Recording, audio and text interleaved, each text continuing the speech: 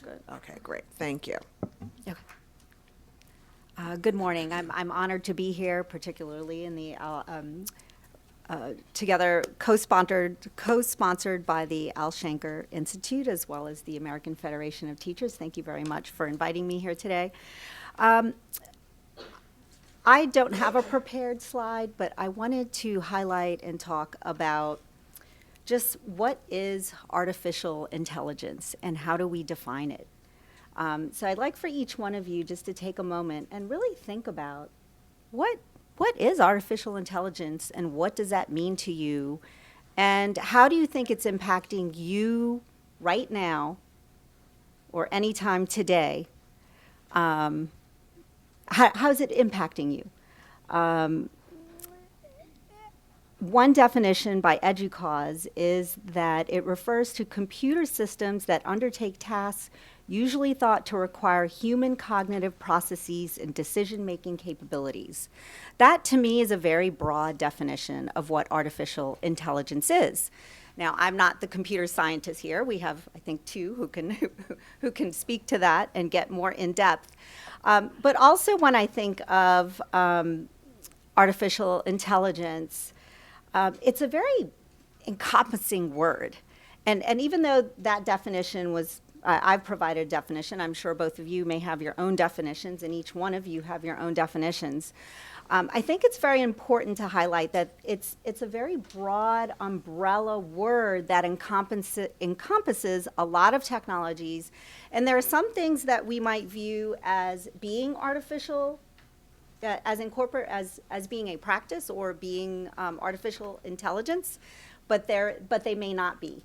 There may be technologies that we're using that incorporate artificial intelligence that might be considered an emerging technology or an emerging practice, but yet be something that's becoming more prevalent and pervasive in our society. And when we think of artificial intelligence and education, a lot of questions come to mind. Clearly, to me, artificial intelligence is most definitely an emerging technology, and I'm going to highlight some work by Valencianos. It's an open textbook that was written in 2016, and emerging technologies have 4 different characteristics. One is that they're not defined by newness. The other is that they're coming into being. There's an aspect of not yetness to it. And then finally, that it's unfulfilled but promising potential. And I would say that in education, artificial intelligence is most certainly an emerging technology as well as an emerging practice. So when I think of artificial intelligence in education, I'm thinking about it in very, very broadly because of my own background and my own teaching and my own educational experiences. I teach in an online master's program at George Washington University, and the focus is instructional design and educational technology leadership. So we prepare people who work with a lot of these systems. So you think of, okay, well, artificial intelligence, what is it that I need to be preparing my own students for, and what do I need to make them aware about artificial intelligence? And again, I often come back to that definition. For me, it consists of pedagogical agents, adaptive learning, learning analytics, school management systems. We can talk about smart classrooms. We have like smart speakers that people can use not only in their homes, but in classrooms. Intelligent tutoring systems is one of the older, I think, artificial intelligence that's existed. And how we interact with all those and how they fit under the broad umbrella of artificial intelligence in education, how it's done, and even the research that exists. One thing that I did in preparing for this was I wanted to get are there any literature reviews regarding artificial intelligence and education? The only ones that I could find are in higher education. There really, as far as I know, there aren't any published right now in at the high school level, or the elementary level, or the middle school level. And again, it's very likely because it's an emerging technology, an emerging practice, because it takes a while to do the research and then get published in those areas. So one of the interesting aspects of artificial intelligence, and I'm sure both of the other panelists will talk about some of that here, are that for many people, it's this scary idea. It's something that, because it's something that they may not really fully comprehend. And I guess an analogy, and it may not be the best analogy, but some years ago when we thought of the cloud, you know, the cloud is like something you can't really touch, but yet there's a physical aspect to it. Similarly with artificial intelligence, there's a lot of technology involved, but yet it's not always something that you can see or touch.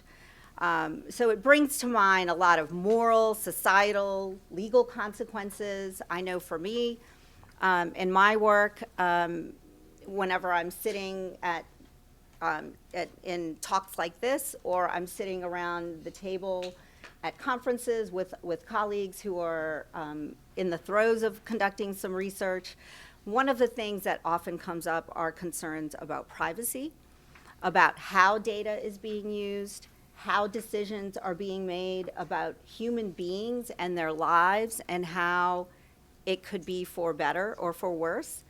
One of my concerns often is we're often taking technologies and using them for purposes that we really didn't intend initially.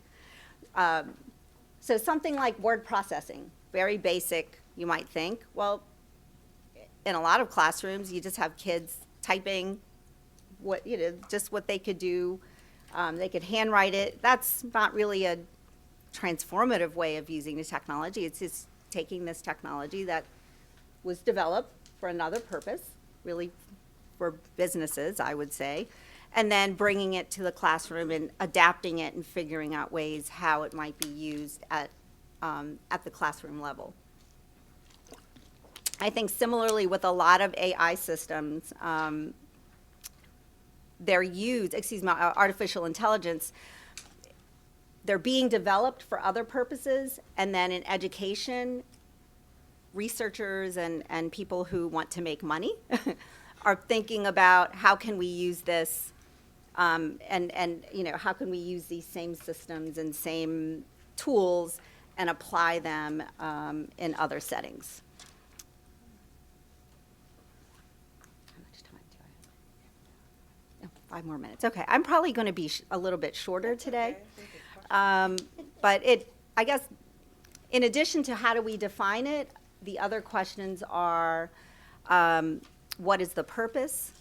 Who is making those decisions? Who is the designer? That has very big implications. In my education, when I was working on my doctorate, one of my professors emphasized a term by Hippocrates: first, do no harm. He used the Latin term, but I don't know Latin. But it was and that was really how he started the class. And the way I look at artificial intelligence, we really need to be thinking about first, do no harm, because sometimes we may do harm without even intending it.